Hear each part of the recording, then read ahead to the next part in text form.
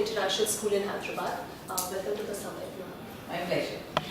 Today the education sector in India has really undergone a change. It has become, the environment has become a lot more dynamic with new technology coming in every other day and new innovations being made, and students have become really smarter now from the previous age, of course. So how do you see the change or this journey going on for the next couple of years? Yeah, I should say that education today has really evolved to become more dynamic and more interesting, and above all, I think the children are really benefited with this kind of development that's happening all over, not just in one city but all over the world. So this is definitely going to be impacting student lives, because as we see in earlier times, we would say every 10 years there is a decade change. But now you can not just say every 2 years, it could be even faster than 2 years, because we can see the development happening so fast, and at the same time it's enabling students to learn better, to be smarter in their learning, and at the same time to be globally connected. Globally doesn't just mean a small little world, but connected all over the world. So it's something that's very dynamic and interesting. And for us, which is about maybe 3 or 4 generations, or maybe even 10 generations, we were behind for many years. But for us, it's a challenge to deal with what's happening today. So I should say that education has evolved to such an extent, and it's growing on a daily basis almost. Therefore, it's not just interesting, but it's a challenge for us to take it the right way and to move along, and at the same time enable our students to come along the path in the right way, because at the same time we cannot leave behind the value system. So the value system has to go on side by side so that our children are nurtured in the right path.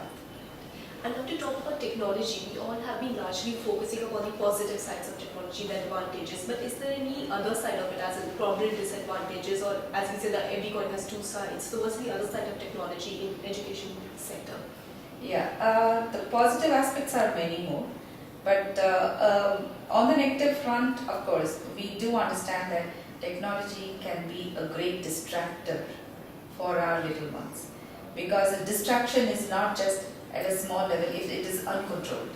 So it needs to be controlled, it needs to be systematized, and the students need to be aware of to what extent they can go and not beyond that. At the same time, the possibility of venturing into the negative aspect of going in for the sites which they should not be visit and things like that. There needs to be a total control system, and at the same time awareness in the students that this is not the right thing to do. And not just building the awareness, but building in that consciousness in a child's mind and lifestyle is very important, and that's one of the greatest challenges I think almost all schools face. Because you leave them, in a room with a lot of technology where they can access anything. If it is unsupervised, then that could be disastrous for children. It could even lead to such damage that the child cannot find their peace and their togetherness anymore. With this changing environment in the education sector, do you think the role of the principal is also changing over the years? Definitely, because earlier days the principal was a fear figure. It's no more. In fact, the principal has to be somebody who comes down to the level of student. Maybe even sit on the floor if there is a need, along with the child, and chat with the child. Because technology has become just a click away. So knowledge is just a click away. And there's plenty of knowledge in store. Knowledge is not something we need to impart. We are only facilitators. So the principal is the orchestrator, who can see that all the instruments, all the musicians in the school, that is the teachers and other stakeholders as well, because there are others than the teachers, who facilitate this education system, so that everyone is in sync with the same tune. So the role of the principal is not just a fear figure, but a person who manages the entire aspect of rolling out education in a school very well. And then while implementing these technological initiatives in the school, have you faced any challenges on the ground level while at the implementation stage of such initiatives? One of the main challenges is to train our faculty all the time, because some of them are not proactively good in learning, and there are those who are who are not willing to learn enough, because that's one of the main constraints we have. And of course, I should say 80% of the teachers are quite enabled with technology. But there is that 20% who are more old-fashioned because they've been into teacher training about 10 years ago or 15 years ago, and who cannot easily adapt to what's happening in the present trend, and they're not willing to adapt it.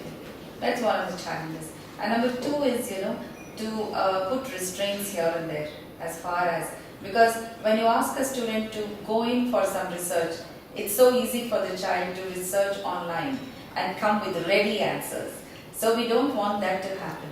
Of course, the child needs to, the third challenge I should say, all students need to be involved in reading. And reading is something that's, losing ground in schools, even in big schools. Ours is a very big school and we have a lot of technology and huge library resource available, but students are not availing all that is there in front of them, because they want the faster methods of completing their tasks. They want to be smart all the time. They think that is being smart.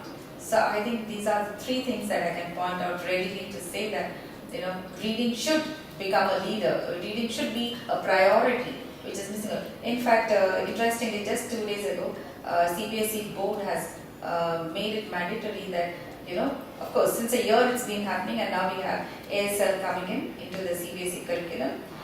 Students need to be assessed in their speaking and reading abilities, and this has to become a structured process in all language classes. That's coming in, but at the same time, they have found that reading is falling far below the minimum levels of learning, and our students are losing out on it. Right. All right. Well, that was very insightful. Thank you. It was a pleasure having you. Thank you. My pleasure.